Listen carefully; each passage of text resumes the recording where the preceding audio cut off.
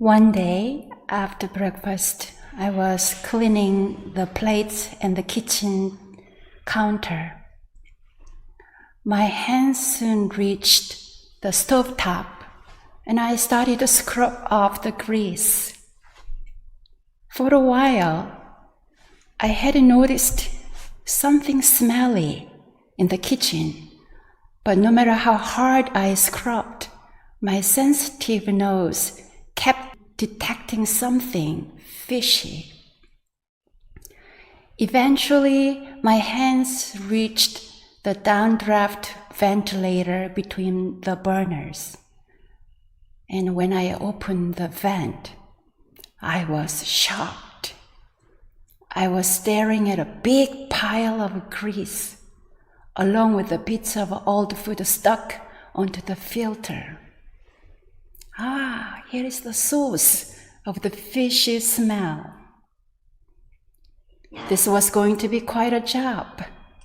So I turned on some cheerful music and then put on gloves. I wiped little by little until all the gunk was completely removed. I cleaned the vent filter and the lid with hot soapy water and then dried them in the sun. That felt so good. Why hadn't I thought of cleaning inside the ventilator before? Having found the root cause of the smell, I was able to take care of it. Sometimes I clean only what I notice, or just cover up unpleasant smells with a room refreshener or incense. This makes me wonder about the root cause of my own internal gunk. Do I cover up my unpleasant feelings and thoughts by watching comedies, food channels, or by browsing other temples' programs? When I feel down or annoyed, do I avoid it by listening to music? Do I distract myself by talking to someone, doing emails, focusing on gardening, or even by chanting and quietly meditating? I wonder if all these interventions, even the spiritual ones, are just temporary fixes. If so, what would be a good way to get at the root cause of my internal discomfort? Seeing the nature. When you study one Buddhism or other forms of Buddhism, you may often encounter the expression, seeing the nature. One way to define seeing the nature is finding the root source of joy and suffering. Without seeing the original nature, I wonder if I'm just doing the temporary surface cleaning to calm down my emotions and troubled thoughts. What would it feel like to eliminate the deep down root cause of disturbance, delusion, and wrongdoings? How can I even see my karmic gunk if I don't know what it is? First, we need to be honest with ourselves in order to find well-hidden, smelly piles of karmic gunk. We must be willing to dive into our minds and scrutinize ingrained harmful habits and deeply rooted fear, anger, and shame. What are the examples of karmic gunk? Let's say you have some unresolved personal or interpersonal issues. Perhaps there is a certain family member you haven't talked to in a long time because of lingering resentments. Or you carry painful memories or a sense of guilt. This internal work may not require hard scrubbing, but it does require keen observation of our patterns of mind and behaviors, deep understanding and study of mind, and letting go of thoughts and judgments again and again. When I meditate, I first practice releasing floating and flighty thoughts. Some everyday issues I need to resolve may appear during meditation. I keep letting go and visualize diving inward into the deep subconscious realm. 9 consciousness theory. In Buddhism, there is a 9 consciousness theory that describes our minds. This theory was established by 2 brothers, Asanga and Vasubandhu, who were Buddhist monks and scholars in India in the 4th century.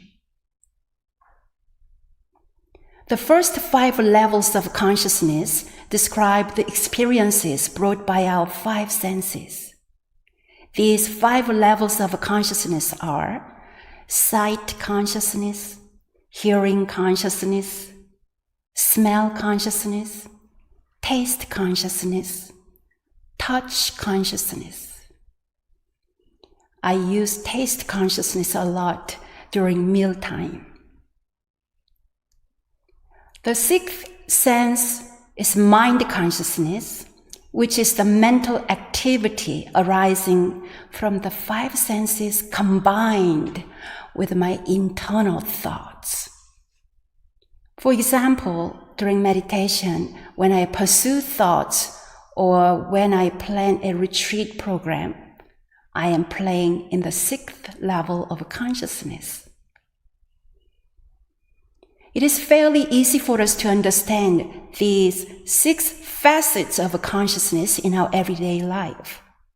A common analogy for these aspects of consciousness is the exposed tiny tip of a humongous iceberg.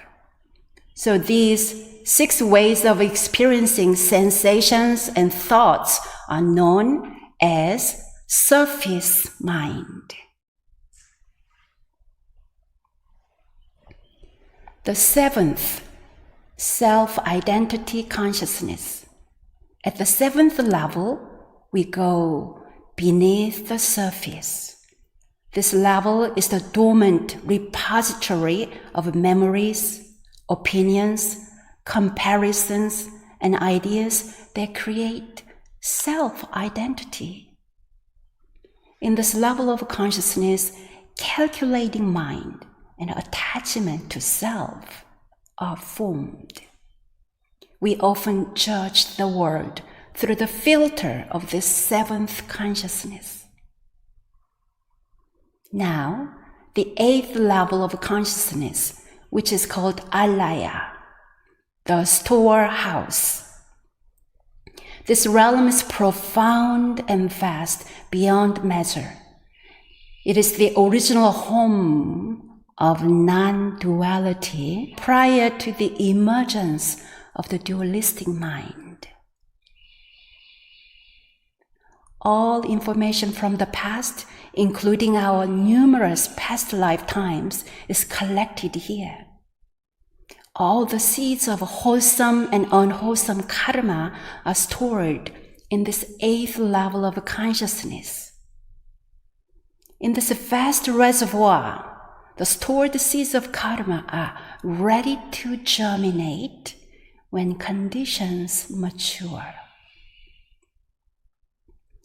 This analysis may sound complicated, but the main point of the 9 consciousness theory is that when we let go of our surface thoughts, we open up to deeper levels of our true selves. Letting go of all the gunk from our surface consciousness and underlying subconsciousness. Isn't that a practice of a deep cleaning? During meditation, I like to dive deeply into my inner space and clean up gunk accumulated throughout this life and many other lifetimes. Would you like to dive into deep cleaning meditation? Yes? First, drop all your physical and mental tension. Feel the settled energy as you sit up tall and relax your back and shoulders. Ground yourself in your lower abdomen, tanjan, and pelvic floor.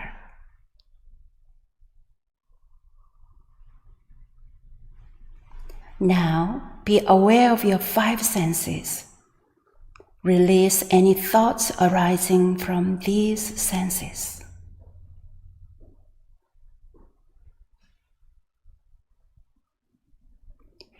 Be aware of your 6th sense, internal chatter, thoughts coming and going.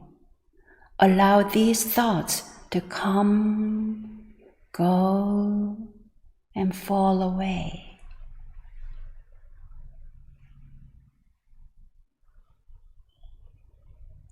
Are you now ready to open the door of the 7th consciousness, the realm of identity? Ask yourself, who am I?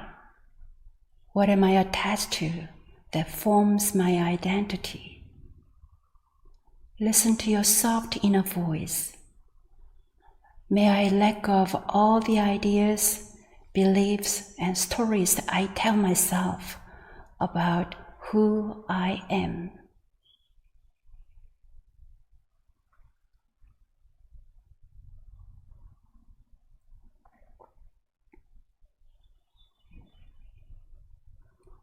When you are ready, open the door to the 8th level, the deep subconscious mind. The sensations and ideas from the surface fade, and you see yourself within the great storehouse where all karmic seeds and Buddha potential are accessible. You are like a swimmer underwater. Without the noise from the surface, you are submerged and relaxed deep down in the realm of your subconscious mind.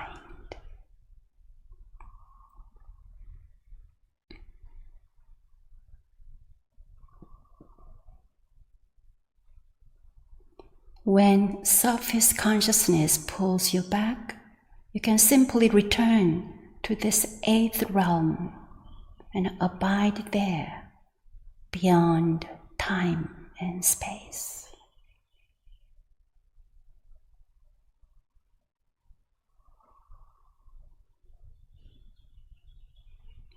Then, naturally, fully cleansed, you're welcome to enter the 9th level of consciousness, pure consciousness, our true nature, calm and clear. Welcome home.